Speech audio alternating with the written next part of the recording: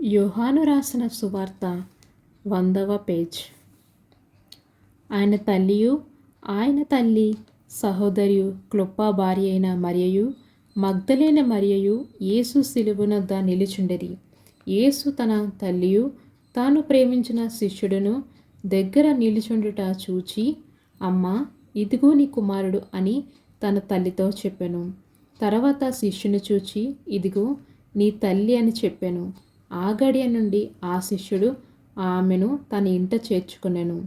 అటు తర్వాత సమస్తము అప్పటికి సమాప్తమైనదని యేసు ఎరిగి, లేఖనము నెరవేరినట్లు నేను దప్పుకొనుచున్నాను అనెను.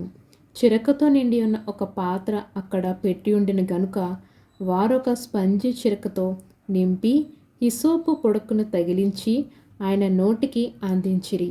యేసు ఆ చిరక పుచ్చుకొని సమాప్తమైనదని చెప్పి తల వంచి ఆత్మను అప్పగించెను. ఆమేన్.